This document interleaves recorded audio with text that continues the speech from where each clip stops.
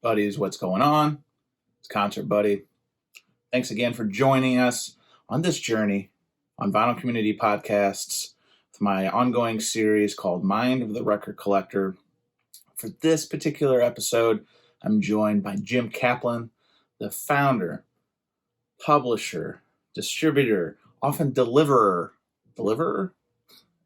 of his publication, Record Collector News. Bam. So Record Collector News is a periodical published 6 or 7 times a year, predominantly distributed on the West Coast with some distribution inland, I think even on the East Coast, could be wrong on that. But just celebrating their 15th year. He's been doing this since 2008. But beyond that, Jim has some great stories, which we'll get into in the conversation, not only about Record Collector News and how it started, but his own record collecting journey, what started his love of music, what's it like record digging in the fertile grounds of the Los Angeles, Southern California area, all that kind of good stuff. I really enjoyed Jim. Full disclosure, Jim did offer me an opportunity one time to write for the publication, so I wrote in this issue. Fantastic read. I'm clearly not biased, but a fantastic read nonetheless. Anyway, Jim's really great about that. He's offered pretty much anybody carte blanche in the vinyl community, particularly vinyl community on YouTube, to write, submit articles, op-eds, whatever, for Record Collector News. And I think that's a great way to get to know people better, points of view, collecting strategies, yada, yada, yada. Blabbered on enough. You probably want to hear the conversation at this point. So as always, thank you for checking this episode, hopefully other episodes out on the podcast feed. We really appreciate the support and really appreciate you taking your time to listen and watch this stuff as we put it out. Let's get into it. Yeah. And you thought vinyl left. You're listening to the Vinyl Community Podcasts. Everything vinyl.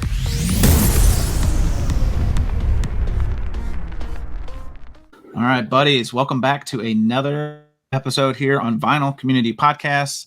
This is Concert Buddy series, Mind of the Record Collector. I'm fortunate to be joined by somebody I've been wanting to talk to for a hot minute, and that's Jim Kaplan, the founder and publisher of Record Collector News. Jim, how you doing? Very cool. Glad to be here. Awesome. Yeah. Glad to have you.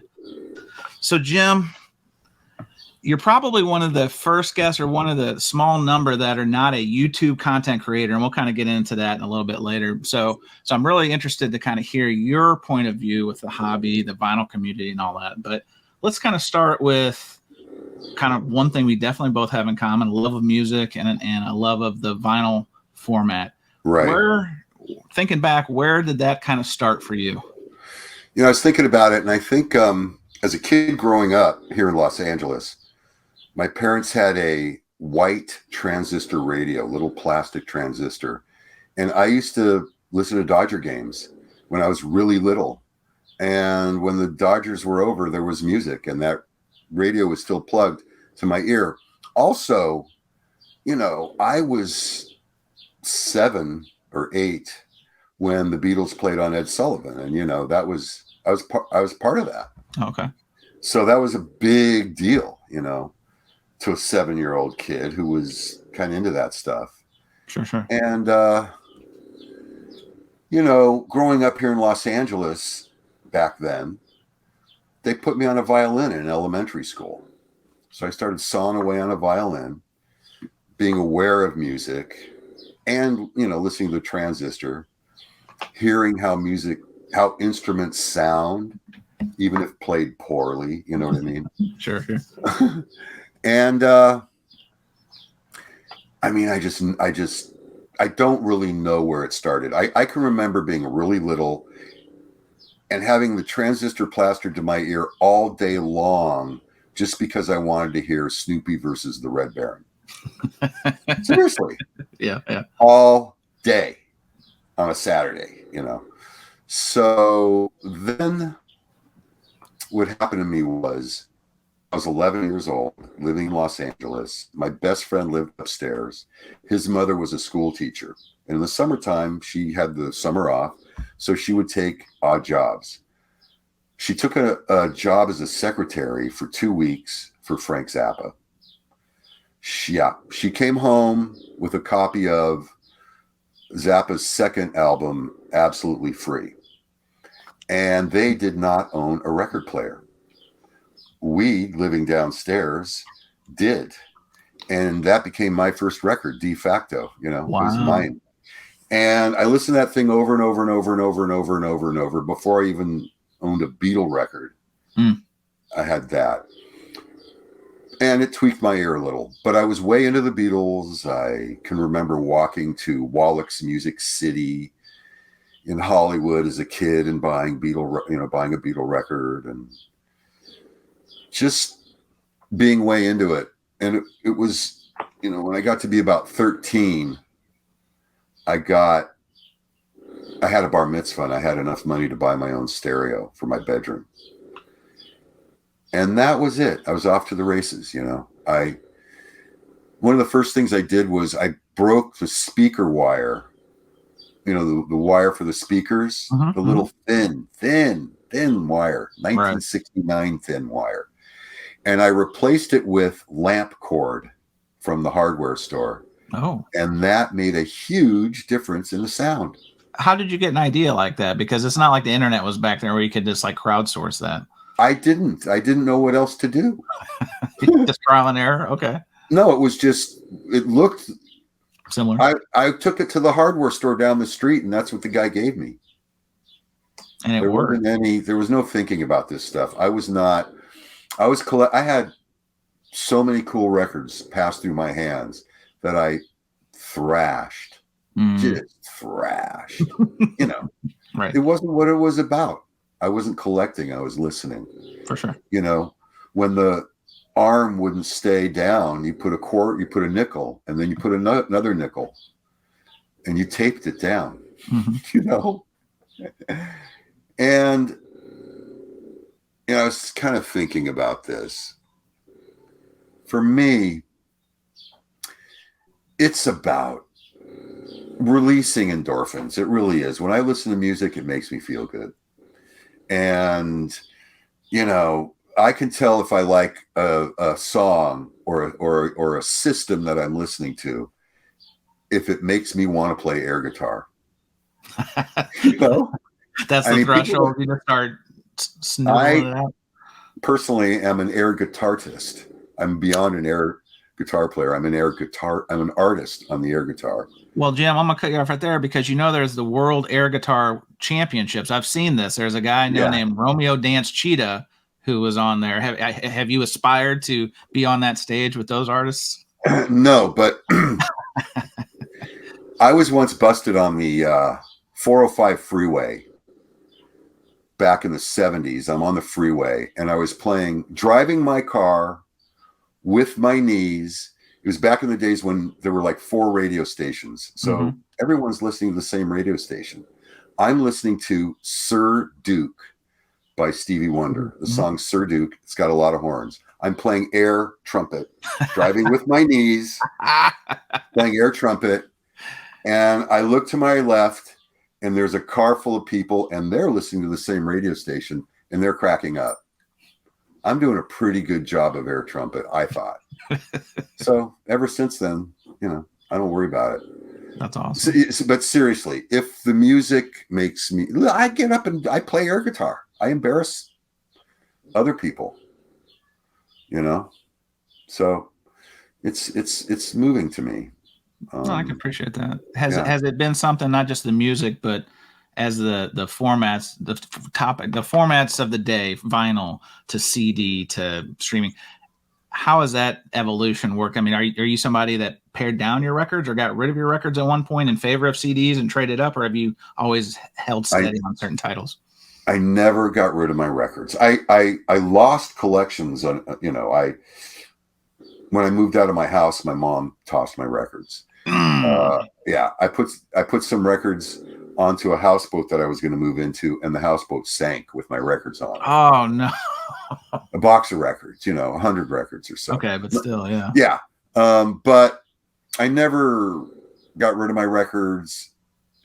Sometimes if I had more than one of the same record, I remember one time if I had more than one of the same, I would take the one that to me at the time sounded the best, and I was trading in Blue Notes or OGs. I didn't know any better. Well, of course, nobody. Right? That wasn't my reason. It wasn't. It was just I liked the music, and then I sort of went nuts down the Zappa rabbit hole. Living in Los Angeles, it was easy to do because he played there a lot. Sure. And so that was a lot of fun. I have a story about interviewing Frank Zappa. I can tell. Yeah. Let's go into it. Tell me about it. So 1982-ish, I'm starting to work at a newspaper called the LA Weekly. And I'm not a journalist. I'm an ad sales guy. I'm a salesman, selling ads. But I was kind of into it, whatever. I took a course at a radio station here, KPFK, in radio documentary. And I bought myself a nice Sony cassette recorder. Mm-hmm. And I called Frank Zappa's management company. And I lied. And I said I was with KPFK. And they said, come on up to Frank's house Saturday, 4:00. Whoa. Gave me the address. I went there. There's a gate at the front. Frank Zappa answered the gate. He walked me into a little office above his garage. He said, wait here. I waited there, and I could see from what was going on in the office, I was the last interview of the day. He had about 4 other interviews, and I was the last one of the day. Oh, I see. I didn't know what that meant, but so I go into Frank's house. We go down into his basement, down into his recording studio, the whole thing. And he has set up, this is 1982, a video camera, which was like, those were like a lot of money back in those for sure. days. Yeah. And he had lights and a camera operator and a chair for him and a chair for me. And he says, do you mind? I just got this. Do you mind if I videotape you interviewing me? And I said, no, go ahead. So I'm doing this interview and I'm trying to ask Frank questions about not just music, but about his lyrics and the things he sings about with politics and sexuality and all this stuff that he's getting into. And he didn't like it. He would restate my question into something someone asked him in Guitar Player last month and answer that question. And being a salesperson and not a journalist, I wasn't picking up on any cues. And I just asked the same question over and over. I was trying to get the sale. And after about an hour of that, I did notice that it was getting weird. So I shifted into easy stuff and what I thought was easier stuff. And all of a sudden, Frank goes, you know what? I smell a rat. Give me the tape. I go, what do you mean? He goes, I'm not going to let those feminists at KPFK get their claws on this thing. Give me the tape. And I'm like, I don't know what to do. I wouldn't give him the tape. I made him hit the eject and it got really weird. And he took it and he went into a room and he came back out with the exact same tape, only blank. And he gave me that. And then he goes, come over here, kid. And we sit down at a table and there's food there and he starts eating and he's like giving me food and he's lecturing me. Everyone has an axe to grind, blah, blah, blah. And I'm like, I lied, Frank. This isn't KPFK. Oh, no. Jigs up. Yeah. And I said, well, I can't leave here empty handed. I said, can I have a copy of whatever autographed? And he says, I don't have any of that. And he grabbed my steno pad and he wrote, cut the crap, Frank Zappa. And that's my prized possession in life. Oh, wow. Okay. So the story doesn't quite end there. 5 years later, a friend of mine, Don Bowles, drummer for the Germs, he's interviewing Frank about the PMRC stuff, Parents Musical Research. Oh, sure. The parental advisory stuff. Yep. They want to censor. So Don's interviewing Frank about that. And Don says to Frank Zappa, he says, by the way, Frank, there's a guy here who's a big fan of yours who interviewed you once, and you videotaped him interviewing you, And at the end of the interview, you took the tape away. And without skipping a beat, Frank goes, oh, yeah, he was being duped by militant feminists at KPFK. Wow, the recall instantly. 5 years later. Then another 5 years go by, and Frank's autographing his book at a bookstore, and I'm in line I want to get my book autographed.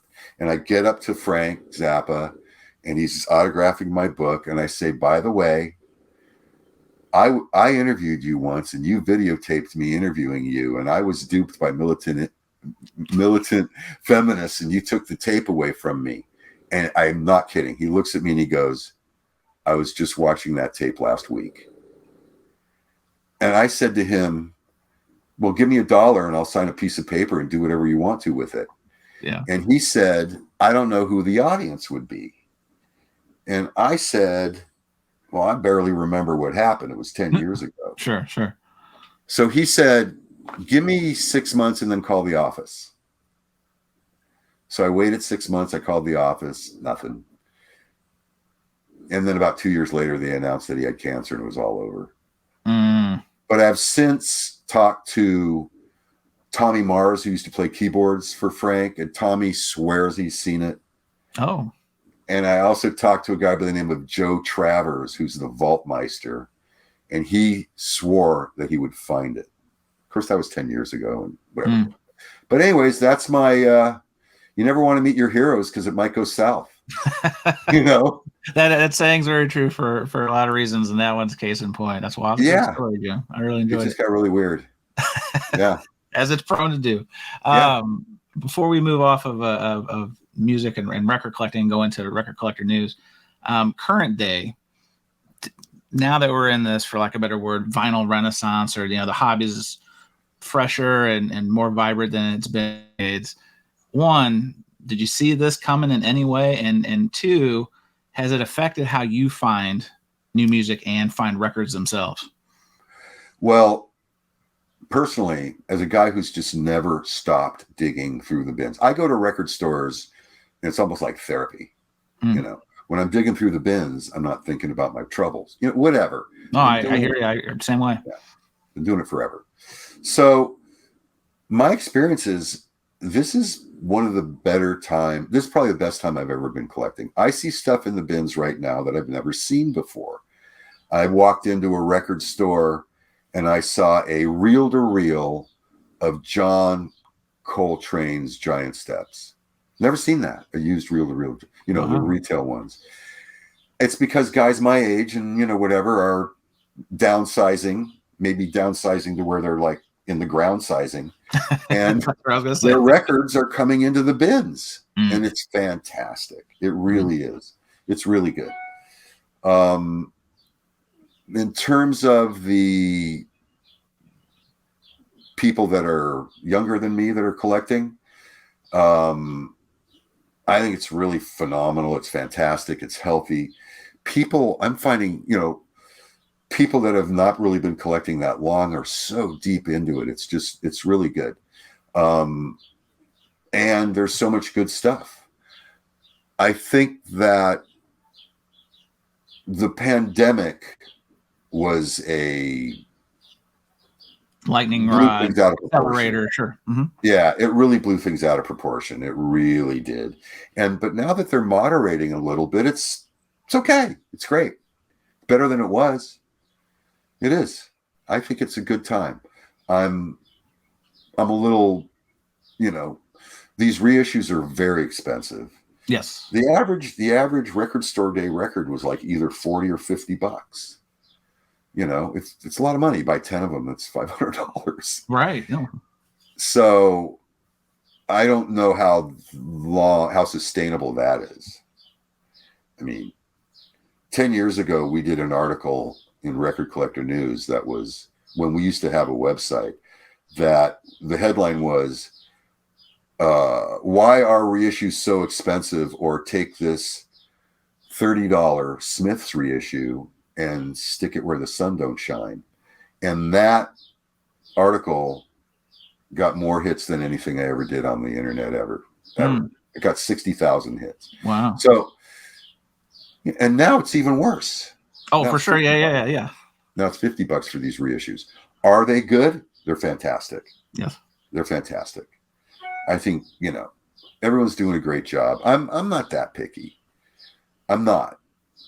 I mean, because in the end, it's still about the music for you, right? You're not like it trying to get the best of the best and putting them on a shelf to never play them. You're actually incorporating them. I don't want to put them on the shelf and never play them. I don't want Right. to be that guy.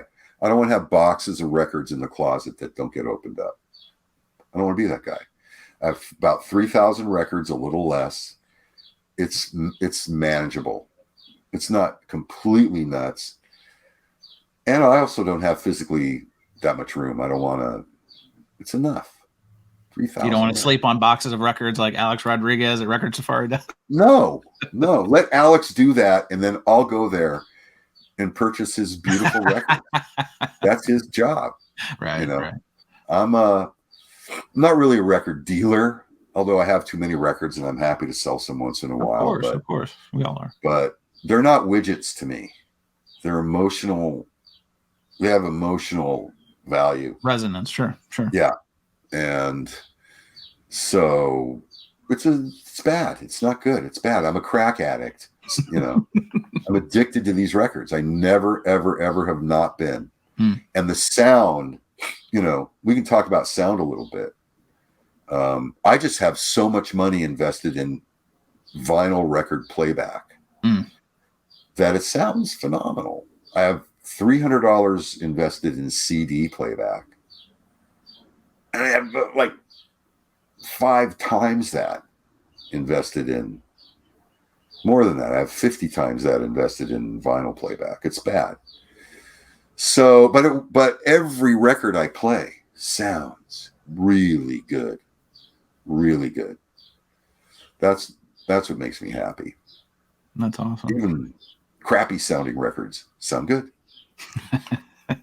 Well, you touched on something. This will be a good transition to the next part of our conversation about record collector news, right?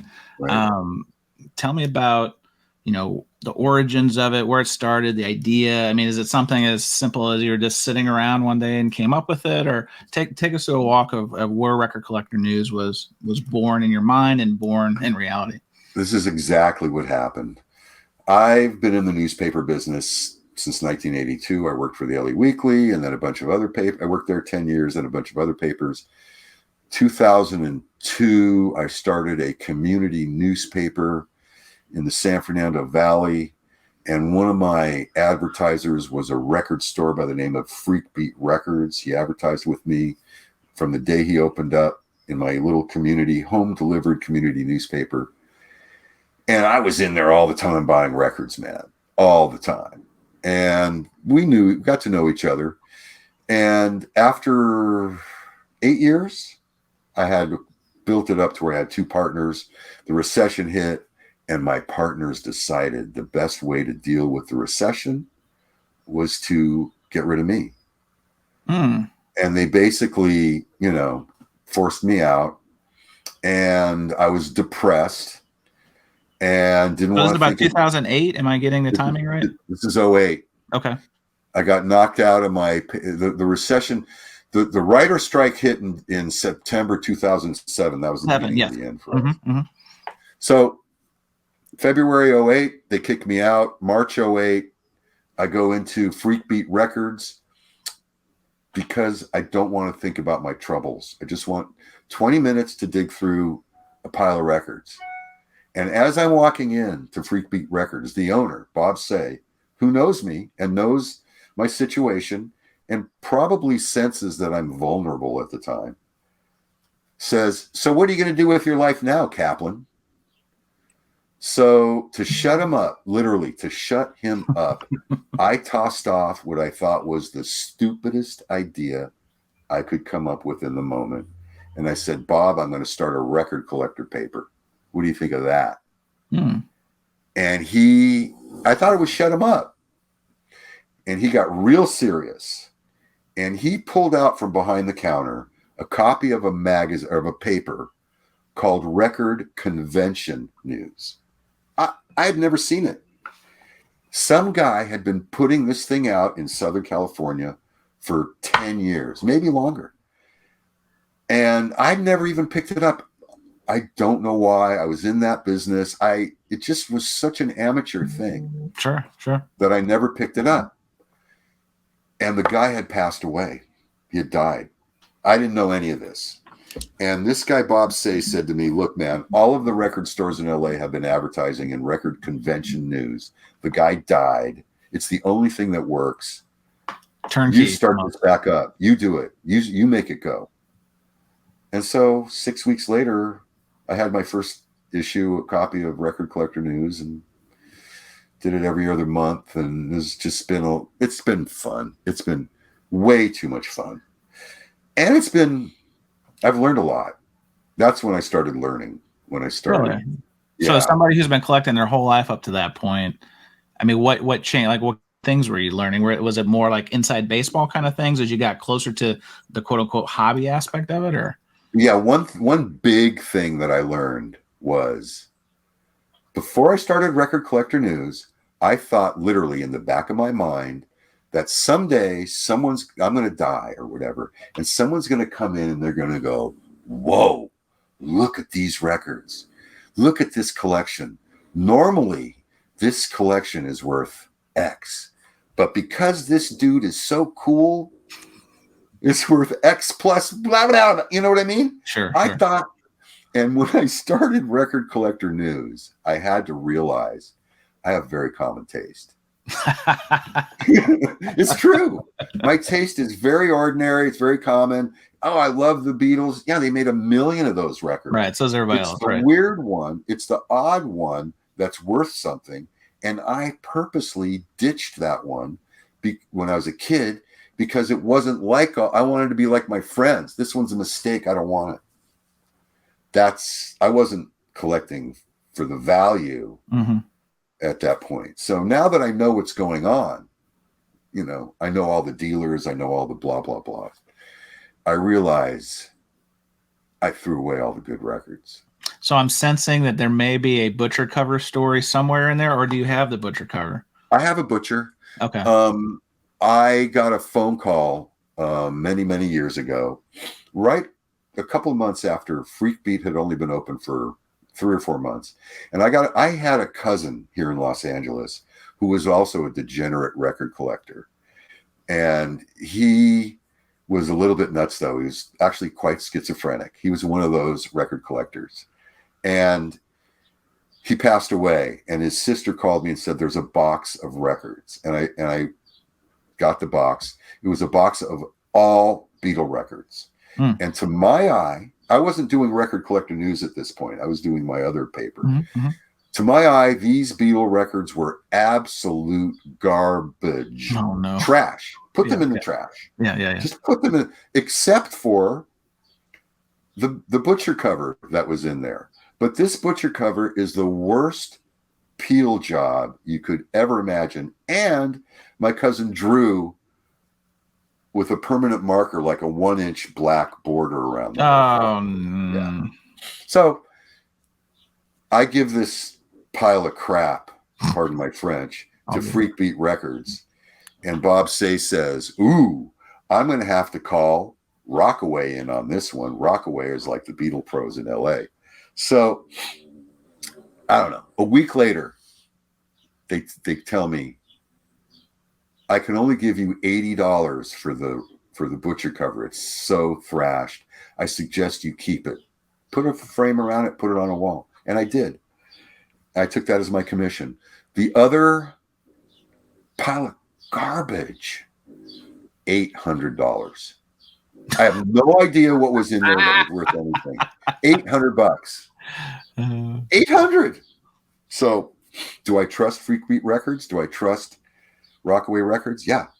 That was before I was way before I was in this business. That's so awesome. And that's just an anecdotal thing.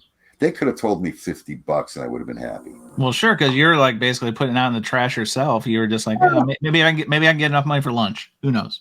So anyway, that was that's how I got my butcher cover. It's a cool one. I mean, I just power slam records sometimes. Pick them up when I'm out delivering records. If I go to too many record stores, I come back with too many records, out delivering and look what's on the wall. And like I say, there's great stuff in the. You just got to be willing to work for it, right? I mean, I think that's pretty consistent. I mean, I feel, and tell me what you think about this. I mean, I think you're in a very fertile area for finding used records in Southern California and Los Angeles compared to Billings, Montana, even, I don't know, Arkansas, etc. So definitely works, but you still have to work and you still have to look in the bins and do the work.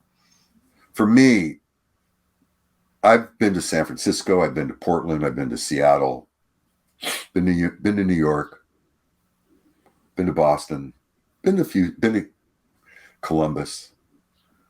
Los Angeles has the best records in the world. It's where the center of the music business was when it mattered. All those executives grabbed all that crap. It's all up in their garages, and it's coming down out of their hills, homes in the hills, and it's flowing into the bins. And it has been always.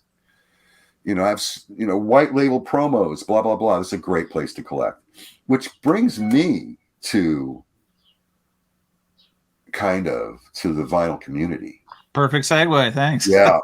Because let's talk about that. If you're not living in Los Angeles, what do you do? What do you do? How do you find these records? And I found the vinyl community late. The pandemic was basically over. I spent most of the pandemic on YouTube, but watching videos on how to make your room sound good, the physics of having a stereo, 2 speakers in your room. Mm-hmm. And so then I discovered Steve Gutenberg, and then I kind of bumped into Mazzy. And then Mazzy, I sort of was, whoa, this guy's me, only older, Sure. He's San Francisco, I'm LA. He hit it. I was too young. He nailed it. And then I discovered Rachel and everyone else, and to me, the vinyl community is a great place to, even though there can be a lot of personalities and blah, blah, blah going on. Mm-hmm. There is some great music to be found. If you put up with the BS long enough and don't take it personally. I've found so many artists I never heard of. I never heard of Sonny Chirac, ever. Guitar player. All of a sudden, who's the Rev Rock and Rollin'? What the heck is that? He turns me on to Sonny Chirac.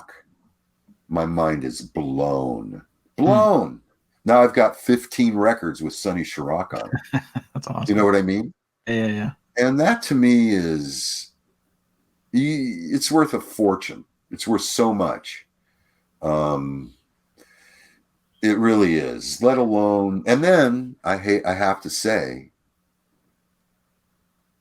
I'm kind of in love with all these people. I love them. They're record collectors. Even the jerks, the record collectors. I've seen people take shots at me kind of in the comments, and then they'll make a comment about not to me, but to someone else about a record that I love. And I'm like, how can I hold it against this guy? We both love the same things.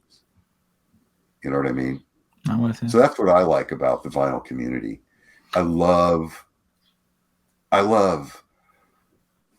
the people that are not stars who are in love with music. Where did let me ask you this. So Record Collector News comes out 7 times a year, right? 7 times a year. So within that, and one thing I've noticed, and you've been generous enough to let me write a piece for the publication, full disclosure, where did the idea manifest to now include some of these people that you're getting to know in the vinyl community to contribute to the publication? Was it something that was hatched I'm making it up, talking to Mazzy, or something you were thinking about one time and said, hey, I'd like to leverage some of this subject matter expertise that may not be based in Southern California or up we have distribution, but just to get more feedback and insight? Where'd that come from? It was nothing that hip slicking cool. I've been trying to find fresh voices in the paper forever. And, I talked to people or I meet people, and yeah, I'll come up with a few words, and I'm always asking for editorial from people that I meet. And I think because this could be kind of weird, I asked people in the vinyl community to write to me, and they actually did it. That's all. I've asked them.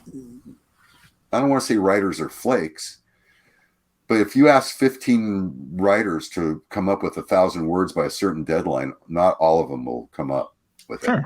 So I have a theory.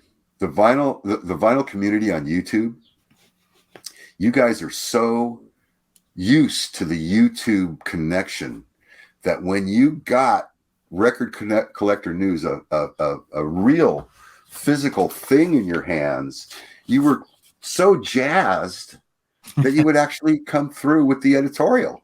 Yeah. And it's good. It's excellent. It's really good. I'll tell you. There's some really good stuff. Mazzy's great. You're fantastic. Stunty's really good. Rachel turns out to be a really good editor. Yeah. She has experience. So, I remember someone in the very beginning when people didn't know who or what I was said, Jim's just trying to take advantage of the VC. And I'm like, no, I really want to promote the VC. I want my readers to know about the VC. They don't. The record store owners, they don't know about it. Sure. Most of them. How many records, there's like, so I think it's really good. And it's sort of energized me. Awesome. Been doing this for 15 years now. So you have to stay motivated. And I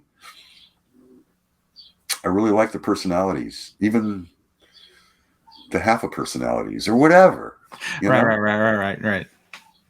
So, yeah. That's awesome. It's as good to me as the music. It really is. Well, and even talking about, I tell me if I'm wrong here, but even now the next extension of that is meeting up with some of these people from behind the camera. Right. Like I know you've gone record shopping with Rob the Waxed and folks like that. Like tell me about now that the connection extends beyond the content. Like how do you find that to be? So again, I'm lucky to be living in a metropolitan city where there's a number of members of the VC that we know. And, previous to this, honestly, I had one friend in Los Angeles that I could go record shopping with. And he lives an hour away now. And we haven't gone record shopping in 10 years together. Record shopping has never been hasn't really been a communal thing. And now it is. Now it is again. I can call up Rob or, I can see Joe Marino or Chauncey or a number of other people at these different shows. And it's, oh, what'd you do? What'd you find? Let's go eat. Let's get a cup of coffee.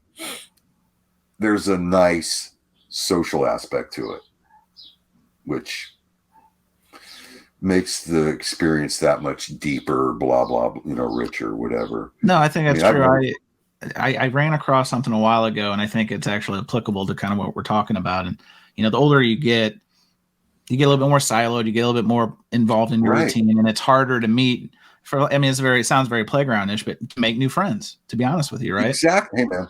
And so here we are through record collecting, finding this commonality to then not only connect with people virtually, but then like we're talking about, to then take that to another extension and go record shopping with people, or, hey, are you looking for X record? So now you've got another extension of somebody helping you to find these things. And I think that's invaluable. Right. I mean, if I'm ever in certain cities, I will definitely look some of these people up and things, stuff like that. I do feel a personal emotional connection with some of the, with the VC, and it is important. I talk about what goes on in the VC with my family. My wife is so sick of hearing some of these stories. Trust me. I know what you mean. So it's, but it's all good. It really is. And things have been phenomenal. Really, really great. Awesome. Yeah. Well, let me ask you this before we get to the lightning round. We're almost at third, so you're done. We use a baseball axiom. We're almost round in third. Okay. Where do you find, for you right now, is the best place for you to find records? Is it still the bins at the stores? Is it still, or is it going to shows? Is it going to record shows, I should say? Is it through periodicals and doing the estate sales, etc.? What's like your wheelhouse of providing the most fruit for your digging time? Personally, for me, living here in Los Angeles, it's digging through the bins. It's what I've always done. I love record stores. The experiences that I've had in record stores. I've had the classic. I've been yelled at. I brought a record up to pay for it and been told, "What are you buying? What kind of, just lambasted for my taste." And my response is, "You're the one selling it." And but I love record stores. I love the people that are hanging out at the record stores. I just love it. So that's the best way for me. When I buy something, on eBay or Discogs, sometimes you never know what you're going to get. It's true. When you're in the bins, there it is. And you can look at it. I tend to not buy at record shows as much because I'm usually there distributing the paper and working and schmoozing and blah, blah, blah. Got it. So, and I don't have enough money to buy. I go to so many record stores. I go to all the shows. I look in all the bins. I can't buy everything. So I have to be cool about it. I'm just trying to kind of upgrade.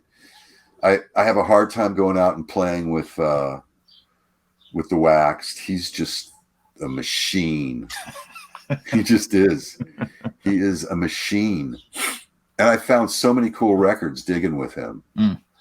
But it's, he's serious. For sure. And, so for me, it's more about digging through the bins. Awesome. If I want something and I got to have it and I can't find it, I'll buy it. But I get much more of a cool satisfaction. Yeah. Like that. Do you still get and I've said this on other conversations, still have that oh shit, like where you'll be digging in the bin and be like, I can't believe I found this or this exists. Do you still get that? Yeah. But with the onset of early Alzheimer's, sometimes I oh shit, and then I bring it home and I have 2 copies of it. We've all been. I must have the same condition, Jim, because I'm right there with you. I've done that before. Yeah. But now I did recently have an oh shit online. Okay. There's a grail that I've been looking for. Tell me about it. Last time I saw it was $1,200. I saw a British version of it for $200, and I bought it. It came from England, and it was everything I hoped it would be. It's fantastic. It's a Zappa record with a copy of Punky's Whips on it that was taken off. Oh, okay. Zappa did a song about a fellow label mate. They're both on Warner Brothers. And Zappa wrote a song about a guy by the name of Punky Meadows, lead singer of a band called Angel. And he tore Punky Meadows apart. And when the record came out, like an early diss track, like the East Coast, West Coast. This was just a complete annihilation. Is that what I'm picking up? No, it was basically a song about how Frank Zappa's drummer fell in love with the black and white promo picture of Punky Meadows and was having sex with it. Whoa, okay. Yeah. And the label didn't like that, and they took it off the record. So the records with that song on it are worth a fortune. That's amazing. I love stories like that. Yeah. All right, Jim. Here we are, lightning round. We're rounding, as Vin Scully would say, we're rounding third now. So I kind of teased this one backstage before we started, but what's a concert or an artist in a period that you wish you would have caught back in the day? Okay, well, the number one for me is Led Zeppelin. I went to go see Led Zeppelin at the Forum. A famous bootleg was made of that show, which I have the bootleg. But I went with people who had tickets. And I thought for sure I had like $300 cash on me, which is a lot of money back then. Ready to play, yeah. I thought for sure I would be able to scalp a ticket. And I walked around the forum all night long, and nobody was selling tickets for any price. And I never got in. Never. That was a tough show. That was the one show that I really, and I never ever saw them again, never saw them. So I never saw Led Zeppelin. My first concert was Simon and Garfunkel at the Hollywood Bowl in the 60s. But the night before, Jimi Hendrix played. And I was like, why am I going to Simon and Garfunkel and not Jimmy? It was like some neighbor's mom dropped us off. Kind of a sitch. No one was driving. So that was my first concert. It was a good one. Let's talk about Discogs. Do you think it's good or bad for the hobby, or be somewhere in between? I think it's okay if you want to put all your records on Discogs, and that can be fun. I have 3,000 records. I put 300 records on. It took me a year. I wanted to blow my brains out. I don't enjoy it. Right. I'm not going to do it anymore. That's fair. So, but it would be fun to know, oh, you already own that record, Jim. Don't buy it again. But, can't. So be it. Yeah, so be it. Let me ask you this. This is kind of one that's been kind of going around the community in a joking way, but do you find that there are now too many live streams going on in the vinyl community? And I say that because, as you brought up Rachel before, there's been people who have been doing this a hot minute, and now there's people like me who just started doing it. Do you find that there are too many live streams going on right now in the vinyl community? Not if you're entertaining me. No. Not if you make it interesting. No. I mean, I can't watch all live streams at the same time, but I can watch these streams that you do, and they're great. Why wouldn't I? Well, thank you. I don't have a problem with it at all. If I can discover some new music, even if I discover music, and then like when I first started listening to Mazzy, he got me all excited, and I went out and bought like all the Linda Ronstadt records. Well, I don't need all the Linda Ronstadt records. So I kept 3 of them, and I got rid of the rest. But still, yeah, that's exciting to me. So I don't care. I know that there's people that this rule and that rule, and the old VC and the new VC and how it used to be. For me, I don't know how it used to be, but we got a bunch of nut jobs who all love records. We're all in it together. I don't care. Really nobody's cooler than anyone else. Sure. I kind of like that. I don't have a problem with it. So I don't have a problem. I think it's good. Well, similarly, something that's been or a topic du jour in the last year is cleaning records. And we won't get into like that kind of stuff. But I mean, have you always cleaned your records, or is this something that you also have adapted to learning more about through the vinyl community and that subject matter expertise being more accessible? When I was in like 1999, living in San Jose, there was a high-end audio store that I used to go to all the time. He had all the reissues of the really cool stuff. In that day, back then though, you could buy a reissue for $30, or you could buy the original for $100. So I would buy the reissue and make sure that I liked it. But anyway, this guy said, "How many records do you have?" At that time, I had about 1,000 or 1,500 records. They're worth $10 each or more. Yeah, you got $15,000 worth of records. Spend $500 on a record cleaning machine. So I did. I bought one of those VPI. Sure. With the vacuum, you put the stuff on and you give it a little scrubby scrub. And yeah, it made a big difference. It made a difference.